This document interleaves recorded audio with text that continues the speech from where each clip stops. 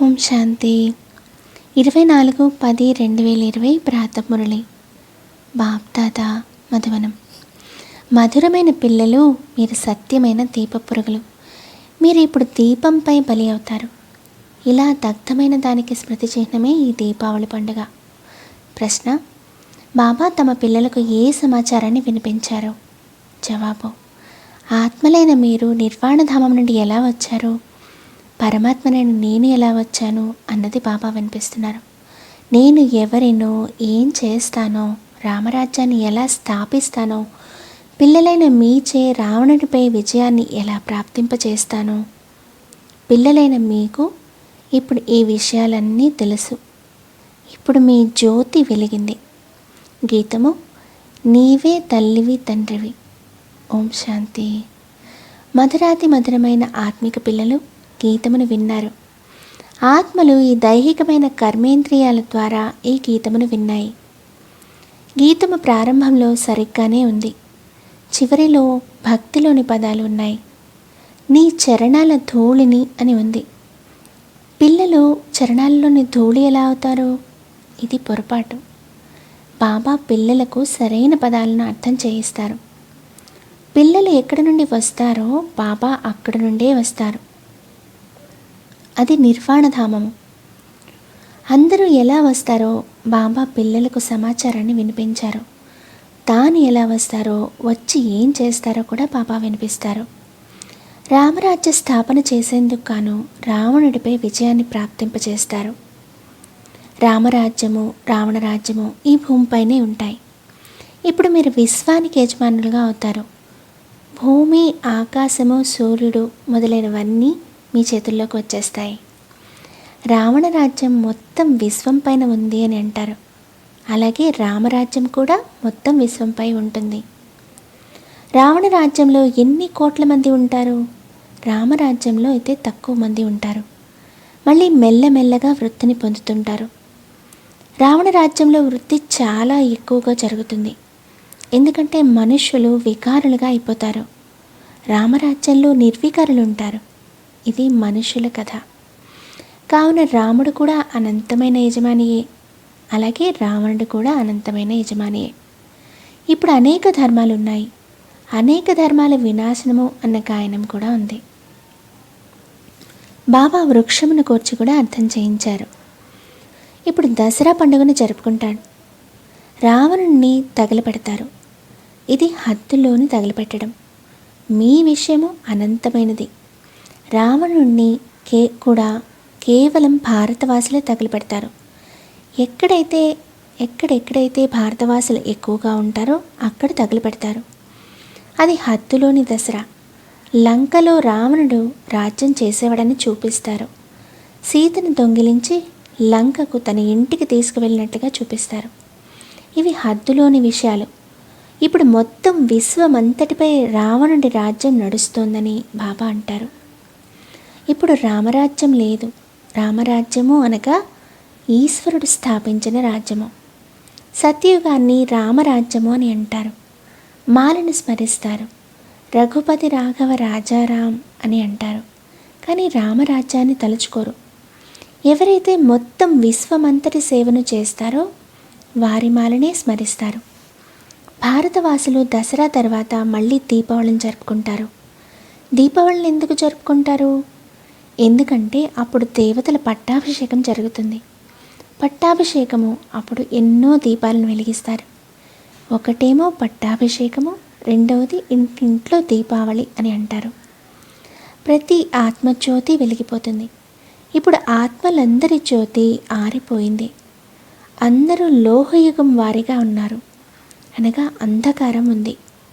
అంధకారము అనగా భక్తి మార్గము. భక్తి చేస్తూ చేస్తూ జ్యోతి తక్కువైపోతుంది.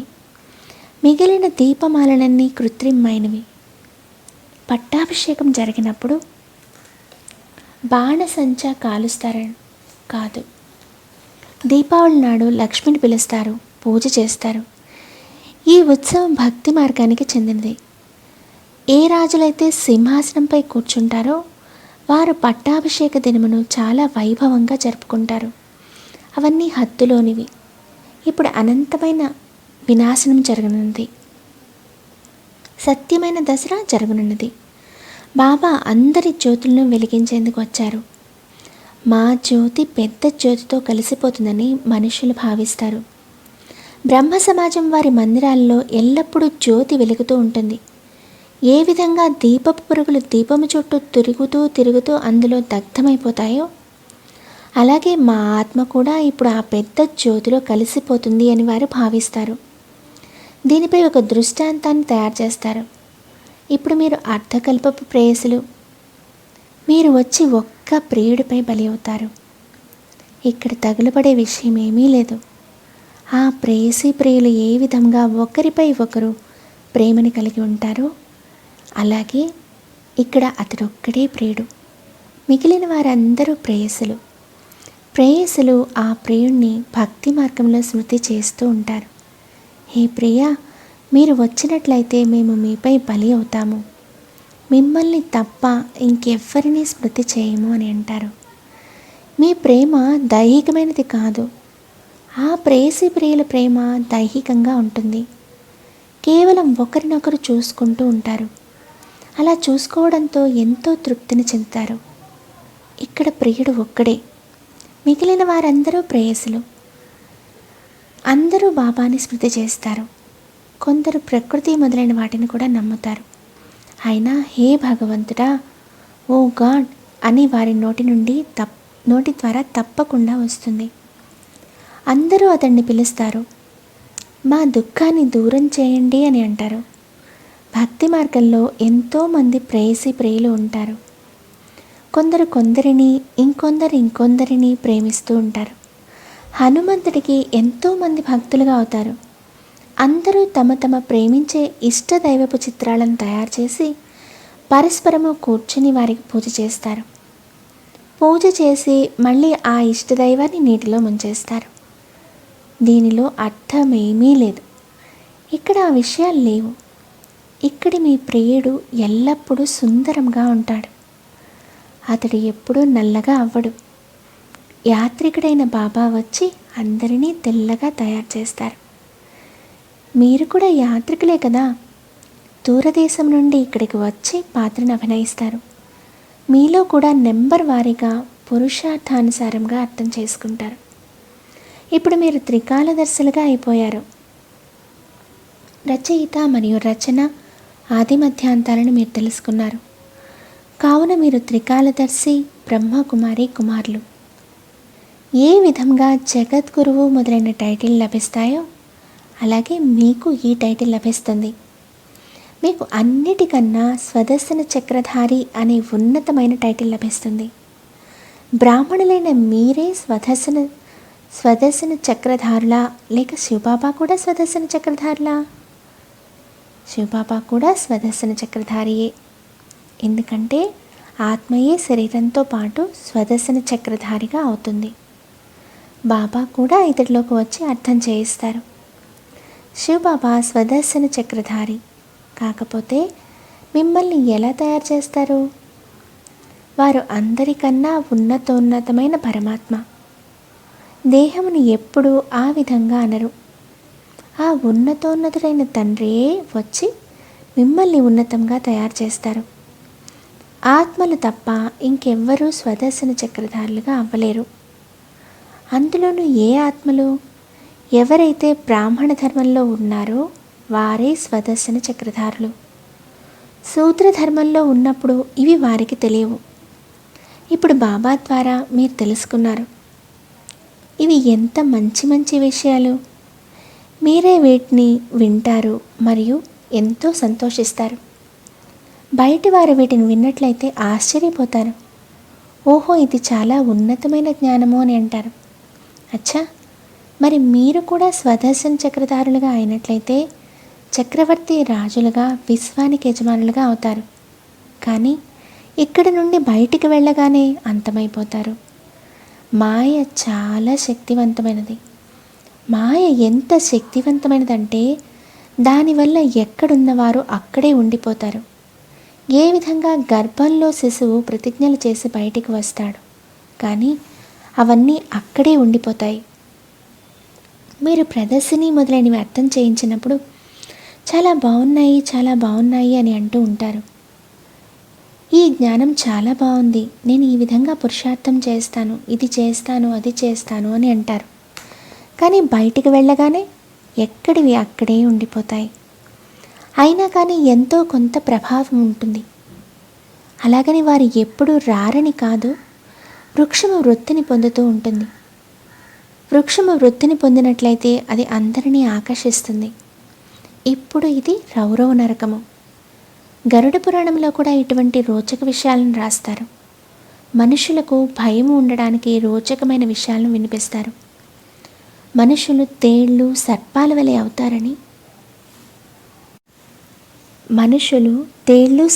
వలె అవుతారని, ఆ పురాణం నుండే వెలువడింది. నేను మిమ్మల్ని విషయ వైతరిణి నది నుండి బయటికి తీసి క్షీరసాగరంలోకి పంపిస్తాను అని బాబా అంటారు. వాస్తవానికి మీరు శాంతిధామ నివాసులు. మళ్ళీ సుఖధామంలోనికి పాత్రను అభినయించేందుకు వచ్చారు. ఇప్పుడు మళ్ళీ మనము శాంతిధామంలోకి, సుఖధామంలోకి వెళ్తాము. ఈ ధామాలనైతే స్మృతి చేస్తారు కదా. నీవే తల్లివి, నీవే తండ్రివి అని కూడా గాయనం చేస్తారు. సత్యయుగంలోనే ఆ అపారమైన సుఖాలు ఉంటాయి. ఇప్పుడు ఇది సంగమయుగము. వారు చివరిలో త్రాహి త్రాహి అని అంటారు. ఎందుకంటే దుఃఖము చాలా ఎక్కువగా ఉంటుంది. మళ్ళీ సత్యయుగంలో ఎంతో సుఖం ఉంటుంది. అతి సుఖము అతి దుఃఖముల ఆట రచింపబడి ఉంది. విష్ణు అవతారాన్ని కూడా చూపిస్తారు. లక్ష్మీనారాయణుల జంట పైనుండి వచ్చినట్లుగా చూపిస్తారు. పైనుండి శరీరధారులు ఎవ్వరూ రారు కదా. పైనుండి ప్రతి ఆత్మ వస్తుంది, కానీ ఈశ్వరుని అవతరణ చాలా విచిత్రమైనది. అతడే వచ్చి భారతదేశాన్ని స్వర్గంగా తయారు చేస్తాడు. వారి జయంతిని వేడుకగా జరుపుకుంటారు. పరంపిత పరమాత్మ అయిన శివుడే ముక్తి జీవన్ముక్తుల వారసత్వం ఇస్తారని అందరికీ తెలిసినట్లయితే మొత్తం విశ్వమంతటిలో తండ్రి అయిన భగవంతుని అవతరణను వేడుకగా జరుపుకుంటారు. శివబాబాయే ముక్తి ప్రదాత అని, మార్గదర్శకుడని ఎప్పుడైతే అర్థం చేసుకుంటారో అప్పుడే అనంతమైన తండ్రి స్మృతి చిహ్నాన్ని వేడుకగా జరుపుకుంటారు. వారి జన్మ భారతదేశంలోనే జరుగుతుంది. శివ జయంతి కూడా భారతదేశంలోనే జరుపుకుంటారు. కానీ పూర్తి పరిచయము లేని కారణంగా సెలవును కూడా ఇవ్వరు. సర్వులకు సద్గతినిచ్చే ఆ తండ్రి యొక్క జన్మభూమిలో, అలౌకిక కర్తవ్యం చేసే భూమిలో వారి జన్మదినాన్ని మరియు తీర్థయాత్రను చాలా ఎక్కువగా జరుపుకోవాలి. మీ స్మృతి చిహ్నాల మందిరం కూడా ఇక్కడే ఉంది. శివబాబాయే వచ్చి ముక్తి ప్రదాతగా, మార్గదర్శకునిగా అవుతారని ఎవ్వరికీ తెలియదు. అన్ని దుఃఖాల నుండి విడిపించి సుఖధామంలోకి తీసుకుని వెళ్తారని అందరూ అంటూ ఉంటారు. కానీ ఏమీ అర్థం చేసుకోలేరు. భారతదేశము చాలా ఉన్నతమైన ఖండము. భారతదేశ మహిమ అపారంగా గాయనం చేయబడినది. ఇక్కడ శివబాబా జన్మ జరుగుతుంది. వారిని ఎవ్వరూ గౌరవించరు. వారి స్టాంపును తయారు చేయరు. ఇతరుల స్టాంపును తయారు చేస్తూ ఉంటారు. వీరి మహత్వంను అందరికీ అర్థమయ్యే విధంగా ఎలా అర్థం చేయించాలి? విదేశాలలో కూడా సన్యాసులు మొదలైన వారు వెళ్ళి భారతదేశ ప్రాచీన యోగాన్ని నేర్పిస్తారు. ఎప్పుడైతే మీరు ఈ రాజయోగాన్ని నేర్పిస్తారో అప్పుడు మీ పేరు ప్రఖ్యాతి చెందుతుంది. రాజయోగాన్ని ఎవరు నేర్పించారు అని అడగండి. ఎవరు నేర్పించారో ఎవ్వరికీ తెలియదు. కృష్ణుడు కూడా హఠయోగాన్ని నేర్పించలేదు. ఈ హఠయోగము సన్యాసులది. ఎవరైతే బాగా చదువుకున్నారో, తమను తాము ఫిలాసఫర్గా భావిస్తారో వారు ఈ విషయాలను అర్థం చేసుకుని పరివర్తన చెందాలి. మేము కూడా శాస్త్రాలను చదివాము, కానీ ఇప్పుడు బాబా ఏదైతే వినిపిస్తారో అదే సత్యమైనది, మిగిలినవన్నీ అసత్యమైనవి అని వారు అనాలి. అన్నిటికన్నా పెద్ద తీర్థస్థానము తండ్రి వచ్చే స్థానమేనని వారు అర్థం చేసుకోవాలి. దీనినే ధర్మభూమి అని పిలుస్తారని పిల్లలైన మీరు తెలుసుకున్నారు. ఇక్కడ ఎంతమంది అయితే ధర్మాత్ములు ఉంటారో అంతగా ఇంకెక్కడా ఉండరు. మీరు ఎంత దానపుణ్యాలు చేస్తారో బాబాను తెలుసుకుని తనువు, మనసు, ధనము, సర్వస్వమును ఈ సేవలో అర్పించేస్తారు. బాబాయే అందరికీ ముక్తినిస్తారు. అందరినీ దుఃఖాల నుండి విముక్తులను చేస్తారు. ఇతర ధర్మస్థాపకులు ఎవ్వరూ దుఃఖము నుండి ముక్తిని ఇవ్వరు. వారందరూ తరువాత పాత్రను అభినయించేందుకు వస్తారు. పాత్రను అభినయిస్తూ తమో ప్రధానంగా అయిపోతారు. మళ్ళీ బాబా వచ్చి సతో ప్రధానంగా తయారు చేస్తారు. కావున ఈ భారతదేశము ఎంత ఉన్నతమైన తీర్థస్థానము! భారతదేశము అన్నిటికన్నా ఉన్నతమైన భూమి. ఇది నా జన్మభూమి అని బాబా అంటూ ఉంటారు. నేను వచ్చి అందరికీ సద్గతిని ఇస్తాను, భారతదేశాన్ని స్వర్గంగా చేస్తాను. బాబా స్వర్గానికి యజమానులుగా తయారు చేసేందుకు వచ్చారని మీకు తెలుసు. ఇటువంటి తండ్రిని చాలా ప్రేమగా స్మృతి చేయండి. మిమ్మల్ని చూసి ఇతరులు కూడా ఇటువంటి కర్మల్ని చేస్తారు. దానినే అలౌకిక దివ్య కర్మ అని కూడా అంటారు. ఎవ్వరికీ తెలియదని భావించకండి. మీ ఈ చిత్రాలను కూడా తమతో తీసుకెళ్లేవారు వెలువడతారు.